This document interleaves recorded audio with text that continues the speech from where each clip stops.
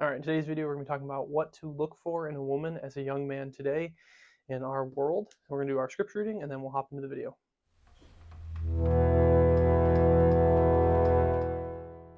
For today's scripture reading, we'll be doing Psalms 38, verse 15, and then we'll hop right back into the video. For I hope in you, O Lord, you will answer, O Lord my God. In a very promiscuous world, in a very perverse world, a sinful world, a world where women are, not all women, but women are very frequently degrading themselves online, whether it be through pornography or OnlyFans or whatever that source is, or even just out in public, the way people dress, the way women dress, the way men dress even too is quite embarrassing sometimes.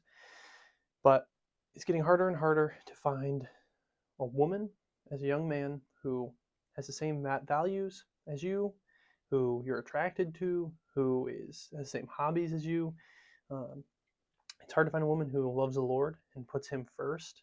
And today, this isn't going to make your search any easier because I'm going to give you some stuff that, quite frankly, is hard to find. But we're going to talk about Proverbs 31 and what you should be looking for in a woman so you find a woman that will set you up for success. A woman who, who hopefully you'll get married to, that will make your marriage better, it'll make your household better, raising your kids easier. Finding a woman who you are equally yoked to, evenly yoked with, I guess, and finding a woman that ultimately, hopefully, you can spend the rest of your life with. But we're going to talk about some of the qualities laid out in Proverbs 31, talk about some of the key points in it, and what you should be looking for in a woman today. So let's get into it. We're going to read Proverbs 31, and then we will go over a couple of the key verses. So it's Proverbs 31, starting in verse 10. An excellent wife who can find, for her worth is far above jewels. The heart of her husband is in her, and she will have no lack of gain. She does him good and not evil. All the days of her life she looks for wool and flax, and her works with her hands in delight. She is like a merchant ship. She brings her food from afar. She rises, and while it is still night, and gives food to her household, and the portions to her maidens. She considers a field and buys it from her earnings, and she plants a vineyard. She girds herself with strength and makes her arms strong. She senses that her gain is good. Her lamp does not go out at night. She stretches out her hands to the distaff, and her hands grasp the spindle. She extends her hand to the poor, and she stretches out her hands to the needy. She is not afraid for the snow for her household, for all of her household are clothed with scarlet. She makes her covering for herself, and clothing is fine linen and purple. Her husband is known in the gates when he sits among the elders of the land. She makes him linen garments and sells them, and supplies belts to the tradesmen. Strength and dignity are her clothing, and she smiles at the future. She opens her mouth in wisdom, and her teachings of kindness is on her tongue. She looks well in the ways of her household, and she does not eat the bread of idleness. Her children rise up and bless her, and her husband also praises her, saying, Many daughters have done nobly, but you excel them all. Charm is deceitful and beauty is vain, but a woman who fears the Lord shall be praised. Give her the product of her hand, and let her works praise her in the gates. I know it's a lot. We're just going to take a couple key points from there and talk about them. So I'll be referencing what I have written down so I don't forget. And again, this would be a perfect woman. You're not going to find a perfect woman because, again, we live in a sinful world, but trying to find these qualities, again, will hopefully set you up for success later down the road if you do marry this woman. But knowing what to look for is the first start. So verse 13, she's a good manager and a hard worker. She's able to manage the household when you're not around. As the man, you're the leader of that household, the head of the household. But when you're gone, she needs to be able to manage it, and she needs to be a hard worker. Being a hard worker is super important, especially in today's society where everybody just wants everything given to them. Her having a sense of what hard work is and being able to do hard work in the household will be important. She has good character, reputation, and a good standing with the community. Something that you can easily look for is, hopefully you're in the church and she's in the church, but you can see, how her peers, how the community around her, whether it be in the church or at school or wherever you're at in your time in life, work, whatever it might be, how that community of people sees her. Do they respect her? How is she held? What's her community standing? So she is wise, so she doesn't gossip. She has wisdom. She builds people up instead of gossips. Verse 26 talks about this. women tend to gossip more than men, not that men don't, but having a woman who does not gossip about others, but tries to build others up through her speech, use her speech for good, is a huge quality. It's something that I really appreciate about my mother and my fiance. Neither of them are really gossipers. Have they done it? Yes, but both of them are careful what they choose to say, and they're I think it's something I really respect. Like I said, my mother is like that, and it's something that I knew that I wanted in a wife, and that's what my fiance is like. She doesn't talk down upon people or waste her time talking poorly of others. She tends to build people up more. So she's virtuous. So verse 28 and 29, she has good moral standing or good morals. So hopefully, if she's in the Word and loves the Lord, that's where her morals should be coming from. So they should be the same as yours as a young man who should be chasing after the Lord with your own heart. But if she's doing the same, she should have good morals. She should be virtuous, have good moral standing and line that she's following after. She's concerned for her household, yet not worried. Verse 26. So she is concerned for those in her household and her household. She has concern and is able to get things done because of it. She's not lazy, but she's not worried for her household. She doesn't bring worry into her household and worry her family. So there's a difference between worry and concern. So looking for somebody who has concern for herself and her surroundings, it's not always worried or anxious. And then ultimately, the most important part, she puts Christ first.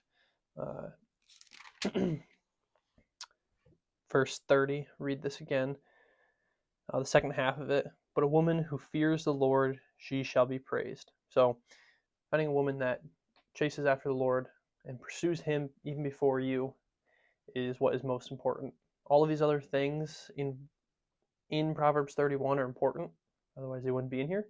However, are not what's most important. What's most important is that she loves the Lord with her heart and she desires to be more like Christ every day and puts Christ above you.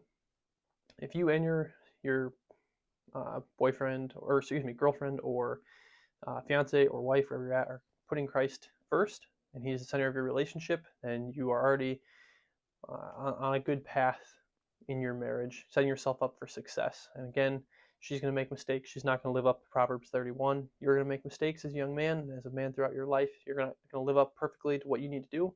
However, putting Christ first is most important in what you're looking for in a woman. The rest of this will follow after if she does put Christ first. Briefly, what not to look for. Talks about a little bit at the end. So looks, her charm. Charm is deceitful, it says. So looks fade. Yes, you should want to be attracted to your wife, some hopeful wife or fiance, whoever you're looking for. However, like I said, your looks are going to fade, and that is not truly what matters at the end of the day. I'm not going to say it's not a driving factor on who you go and approach and who you do talk to, but it shouldn't be a factor to write someone off. Her education, like her book knowledge, schooling knowledge, doesn't matter. Whether she is a doctor or she has no formal education of any sorts, it does not matter. This is a big one, actually, independence. So in today's world, you have the independent woman, the girl boss, whatever. Although that is something that's like praised in today's society, you are looking for somebody who will become your spouse, somebody that you will be united in marriage, and you will be a team, and you will be dependent on each other. You do not want a girl or a woman who is going to be an independent woman and doesn't need you. She's got her own bank account, she's got her own job, she's a big girl. All those are good things on their own to have her to have her job if that's what she wants, that's what your guys' household is able to do. You become a team. You become one. She is no longer independent. So you become, again, dependent on each other. You become one. It's a fine line of finding somebody who is capable of them within themselves, and they know themselves, are able to go and do things on their own, but they also ultimately realize that you two, once you become married, are becoming one. You are becoming one household. So be careful with the independence thing, that she's not I'm an independent woman, I don't need no man in my life type thing. Hopefully, again, if she's loving the Lord and putting him first, then she will know that she's going to ultimately respond to her husband and submit to him. So that shouldn't be an issue. But that is something that's pretty big today, even in the Christian world. So be aware of that you are not looking for an independent woman. Again, at the end of the day, you need to find a woman who loves the Lord and loves the Lord and resists the world. That's what you're looking for. You're looking for qualities that are going to last forever and not fade. And Proverbs 31 lays that out for you, what you're looking for. Again, you're not going to find the perfect woman, but find a woman who loves the Lord, who lives up to what's laid out in the Bible for us to live as closely as she can, who's pursuing the Lord. Again, as a young man, I realize it can be discouraging, not finding the one or the girl, but I can encourage you all to pray about it. My father told us, my brothers and I, when we were younger, to start praying that we'd find a wife, and I prayed that for a long time. And like I said, now I have a beautiful fiance that I'm very excited to marry coming up here. But I prayed about it for a long time. I mean, probably 10 years of actually praying about it, and not every night, but pretty consistently. So I encourage you to pray about it. Pray that the Lord put the right woman in front of you, that you'd know when she's there, and that you would make the right decisions pursuing her. But these are things to look for in a woman, so you're not wasting your time searching after a woman who's not right for you. So yeah, I don't know. Hopefully this is helpful to somebody. Proverbs 31. There's other places in the Bible that talk about what a woman should be, what to look for. Again, though, find a woman who loves the Lord with all her heart and pursue Christ, and then pursue her. So hopefully you enjoyed the video. I'll have more videos similar to this, talking about different things that as a young man you should be looking for or doing. But yeah, hopefully somebody can draw something from this, and it's encouraging to somebody out there. So encourage you to subscribe, share the channel with somebody you think that needs to see the content that I put out. So thank you very much.